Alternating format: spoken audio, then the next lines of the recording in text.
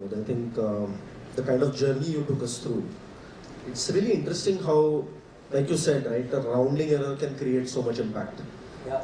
So money spent, however small, in the right place can create a huge impact. Indeed.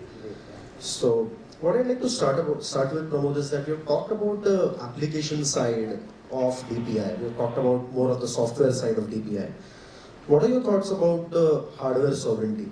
As a nation, how do we bring in hardware sovereignty in the DPI that we have? Because all our DPI is sitting on top of hardware, and how do we bring in Yeah, I security think it's an excellent question, especially in the wake of AI and GPU. The whole world is paying NVIDIA tax, right? We have to pay. Nothing else we can do. I mean, just stuck. So I think we are definitely, this is a concern for many countries. But two things, look at our previous generation. Pre-GPU world, we had multiple players playing it out, but we never managed to manufacture. We never invested in our, silicon manufacturing or semiconductor. But we have begun. I think the government is very serious about pushing. This is a risk in the 10-year horizon, and still, unfortunately, manufacturing, especially in semiconductor, it's not an easy overnight. The knowledge base and the precision needed and the environment needed all not know-how. But Foxconn, some of these guys are starting at a slightly higher order, not the lower order, but they're starting to do that. India is pushing. So one is a policy push and manufacturing push to bring a lot more. It's also China plus one strategy is working reasonably well, because I think the good thing is that China continue to be very dominant, so people want to back up. But so India has to really provide two things to succeed. We have to be able to manage the cost equation. Otherwise, Southeast Asia, many places are cheaper, and it will happen. It will go there. So cost is something which we have to concentrate about, and ease of doing business. If we don't, although we say ease of doing business, we are still long way to go, and I hope we continue to push that heavily. So if you really make ease of doing business and cost structures, really give them the thing, if you invest with that policy, with policy opening up semiconductor, we'll open up that. Second part we are thinking about is that GPU is a global problem and is a significant, as Sam Altman standing when asking $7 trillion. Yeah, somewhat capacity. I don't think we think. We feel bad asking money. I think it doesn't even feel bad asking. Like several countries worth of GDP at one shot. Give it to me, I'll build my hardware. Sure. But nevertheless, I think it will get solved. I think GPU conundrum will get solved. Other guys will bring out GPU. Quite large 8086, early pre-risk and x86 journey. We also had this little bit of thing where it's going to go. But we did bring democratize a little bit, although we didn't capture the manufacturing. So, but we'll do that, little bit of that. GPU will have more players, but the prediction is that GPU will be 1 million times cheaper in the next 10 years. So it is bound to happen. One company cannot serve the world. So that I think will be a larger wave around the world, beyond India. And the third we are doing is that we have an effort to apply this Beckn Protocol, ONDC thinking, to bring, this is what we are doing into batteries. If you have batteries in the house and batteries in a car, and your transport buses are all electric, school buses are electric, every one of them is actually a storage engine, like energy store. Energy store. But imagine they will all charge from the grid, and then they'll park somewhere in the school bus. 3 times they'll fly, rest of the days you are there, and they are dissipating energy. What does it mean? You are not sweating out the battery, and you're not leveraging the resource to the maximum, right, while the life is there. Ask the same question with compute. We are asking the same question with compute. We have a lot of compute that is beyond the cloud providers. Is there a way we can create a fabric, digitally coordinated fabric, into which you can actually lease your compute and power that? And then collectively it looks like micro is the new mega, right? So if you really look at it, you'll have thousands and thousands of compute coming together, behaving like a cluster of compute. So we have an effort called OCC. It's on GitHub. It's an open effort. Many community members are participating. What we call micro data centers. They're all, many entrepreneurs are doing micro data centers, by the way.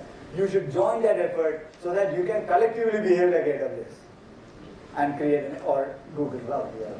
Folks here. So that's like literally, Yeah. that's like literally distributing computing to last mile, right? Yeah. I remember back in the, we used to have something called Snapster and things like that. Right? Even before that, we had the SETI project, right? Hunting the aliens using your laptops.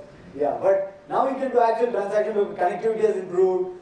Digital contracting has improved. Like ONDC can give you money has improved. Otherwise, you can't pay money in sachet because you can use it. I have to send you 10 rupees end of the day.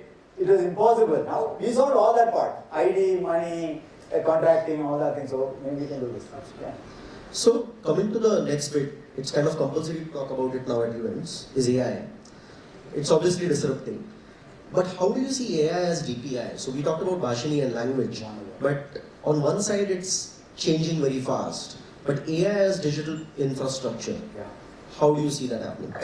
So the idea of DPI, remember, his core philosophy of DPI is twofold. One, to create a massive playground to up the innovation cycle. So think of it like a DPI as like a lab environment where thousands of people can experiment. When thousands of experiments happen, few success comes out. And that's why we have that entrepreneurial journey is key. Not that every entrepreneur is succeeding, right? But we need that flywheel to keep kicking in. The second part of philosophy of DPI, frankly, has been optionality. Create optionality by creating the playground. So if you don't know what the answer is, we don't know what the future is, what do you do today to navigate an unknown future?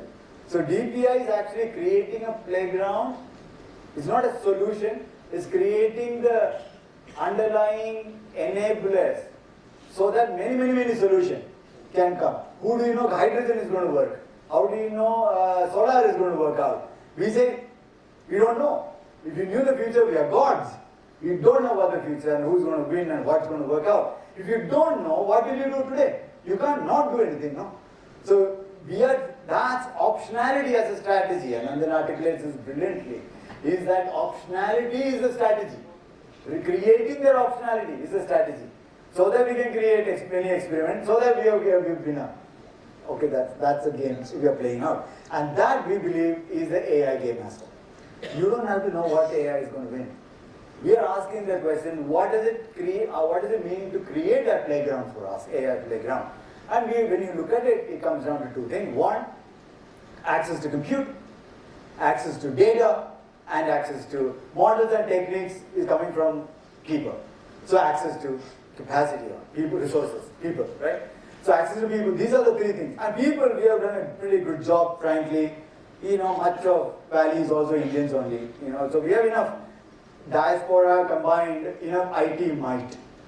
We don't have access to computer and data. If a healthcare entrepreneur today want to try something, they have to walk around trying to get health data, one-on-one, bilateral conversation with some hospital, all that drama. Big guys have accrued so much of data, they're exponentially far away. So we have to reduce the gap. So there's an effort called, this Bhashini effort was one such effort to reduce the barrier through open language data set. 10,000 plus hours of Indic, well-labeled Indic language, 22 language data sets are available for you to train. Models, pre-trained models are also available on GitHub. Now you can't say, I can't innovate, right? So we are reducing the barrier to innovate. So that's what we are doing with AI. So that's literally unbundling AI. Unbundling AI, we ask the question again in healthcare, again in agriculture, we are asking again in transportation. ONDC will enable all kinds of interesting data access APIs with consent, which is private and confidential, and open data access, which is non-confidential data, which is summary data, aggregate data. Both will be available for you to innovate. Now, how to innovate? That's the ecosystem play on top. You can only teach you how to Absolutely. fish. Yeah. So on that, I'll come to the next question, Pramod. So in fact, I think you asked what's happening in Pune and networks and ONDC, right? So in fact, I think O-Rickshaw is an app that was launched recently, which is a ONDC-powered rickshaw app in Pune. Yeah. Lovely. Okay. So coming to networks and AI, so I think India has taken a network approach over platforms. I think 10 years ago it was all platforms, modes, and now it's networks. Networks or platforms. Yes. And now, so what's next for networks, and how do networks and AI play together? Yeah, excellent question.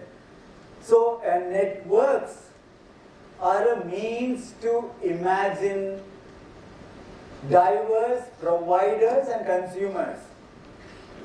Any provider, a teacher and a student, a doctor and a patient, or a health bot and a consumer, right? So that's a thing.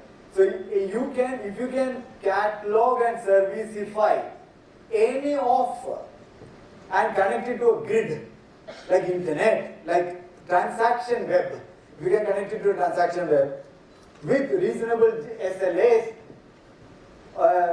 dispute resolution guarantees and so on, suddenly you are discoverable. Your service is discoverable by anyone and transactable. Micro-contract, the programmable contract. That's what Beckn offers. You can offer dynamic contracting with a counterparty and actually fulfill it through. That's what the imagination. So you are imagining exchange of any value, economic value, but through a servicification angle. It also means when imagination of AI is that AI bots will do much of a job for you. If you are hunting for a job, you are not searching yourself. You will tell your personal assistant in your app, I am interested in this kind of jobs, this is my expertise, my resume is verifiable, it's in my wallet, it's in my person, it's my device. Go hunt for a job. Because it's not at 10 a.m. I am looking for a job. I am saying next 4 weeks or 8 weeks I am looking for an opportunity. Now this is an asynchronous thing.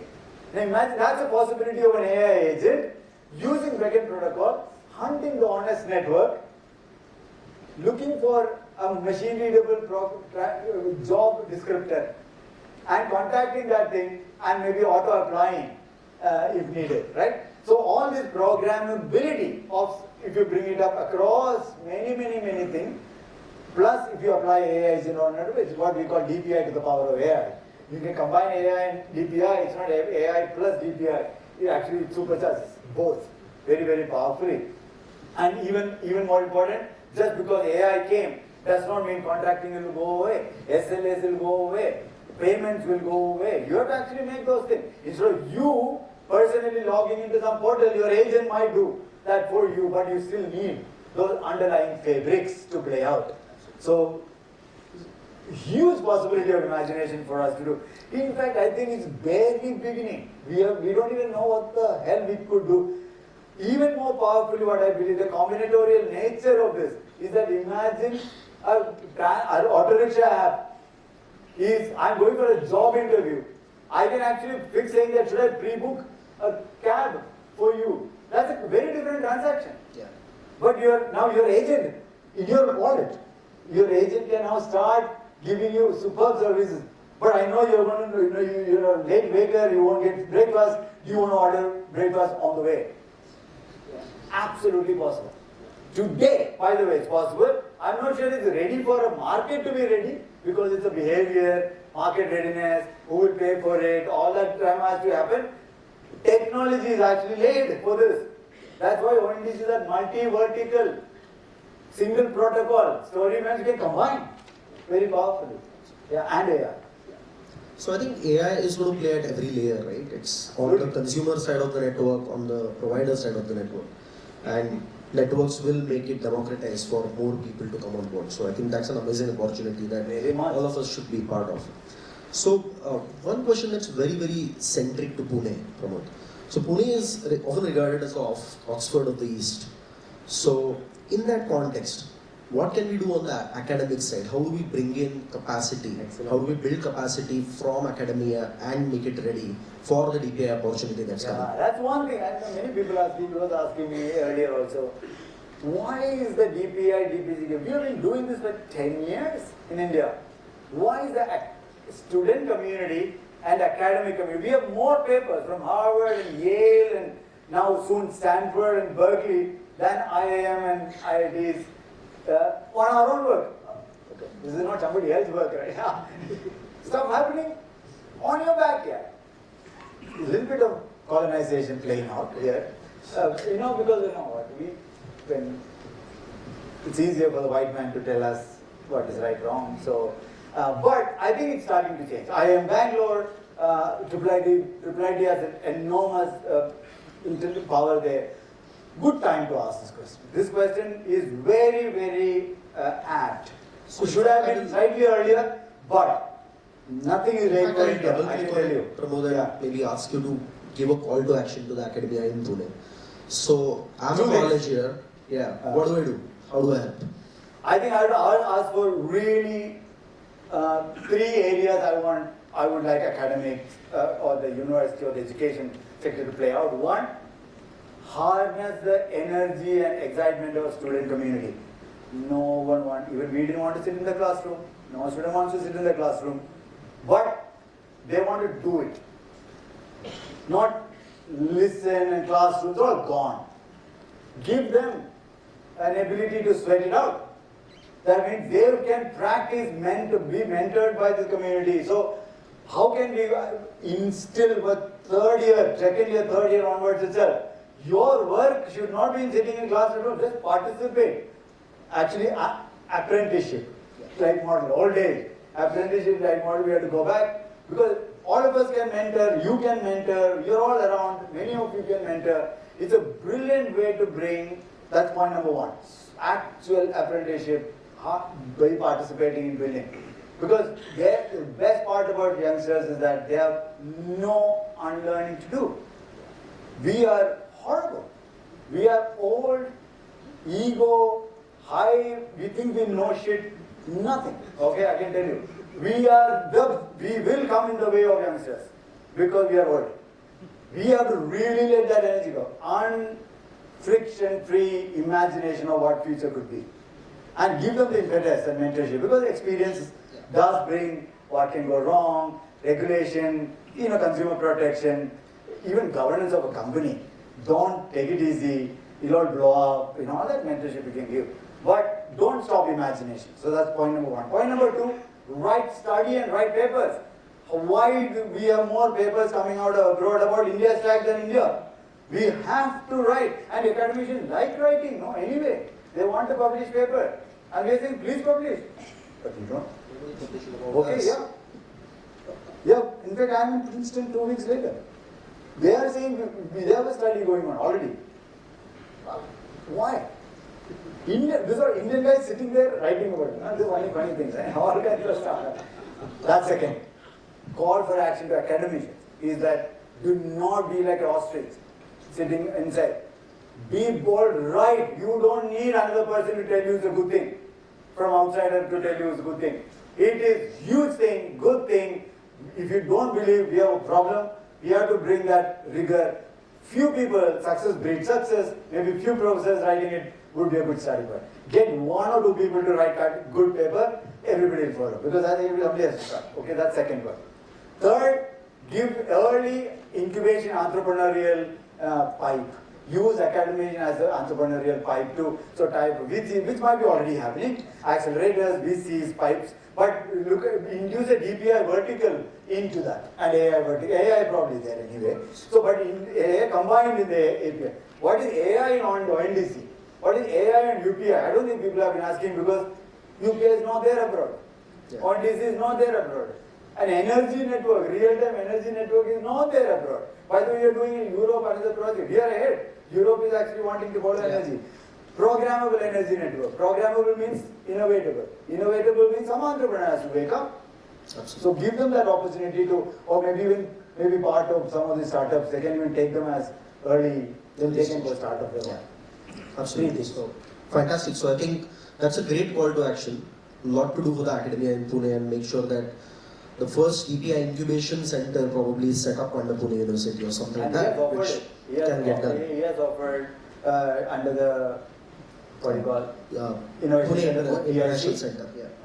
We'll do it. Yeah, he's on. Yeah. Let's do it. Absolutely. Awesome. You're all here. You should Yeah. be doing it. Yeah. So I'd like to conclude with one last question, Pramod. We have talked about what has happened so far with DPIs. And we have challenges like climate change coming, which are now very real. There is no denying it. Everybody from a farmer to somebody in a city is having an impact of it. So what is the role DPI is going to play in the future? Yeah. So this is a very interesting question. People understand DPI as a thing. DPI means identity, payment, and that's what DPI. DPI is a way of thinking. DPI is a philosophy to unbundle, to create digital fabrics, to create possibilities for the future.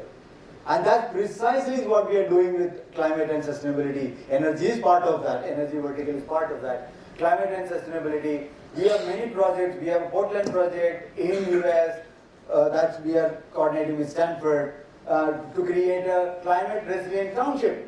Because when a flood hits in Kerala, for example, amount of community energy that pours in, but in an unorganized way. On WhatsApp, somebody wants food, so we are sometimes too much food, too little clothes, no boards here. How do you create resource and human coordination on digital coordination? And Beckn is So going we to play out. think disaster resilience and disaster Disaster management with resilience, network, with AI. Climate funding, resilience, carbon credits, sustainable urban environments we are working on, and we are working on energy, of course, massive energy efforts, and we believe this climate is a perfect place where no single entity or single individual or single tech will solve this problem. That means we have to solve it together. Together means we have to coordinate. And if the cost of coordination and cost of trust is high, we can't coordinate. It's right. Recycle economy is another issue. Recycle, reuse. Why do you think people don't do it? It's because doing it is costlier than the actual, even if you have a margin. Margin is so, why farmer, I would rather burn that damn thing. Stubble than taking it, tractor, sending it, and then I'll get some 1 rupee or something. Right? Why? But there is a startup nearby doing biochar, where a biochar needs to be created.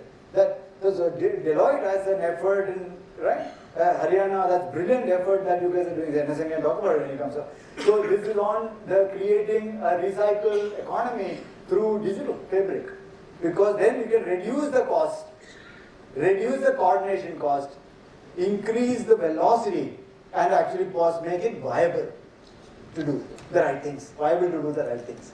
Right? That's what we want. Okay. So cool. Fantastic. So thank you so much, Pramod. I think this is a great foundation for the day we have. Thank you so much, guys.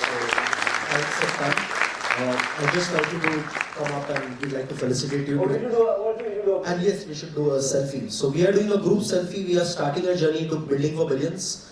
We are doing a group selfie here. We will take questions later as part of the panel. panel. We have a panel. Yeah. So, yeah. We have Pramod with us for quite a while today, so I think we will be able to misuse him. Misuse him. Yes. Fully. Yeah. Right, we are here. So okay. everybody, please stand up for a group selfie. We build for a billion. Hashtag. Okay. This is what you should do. Okay. CDPI.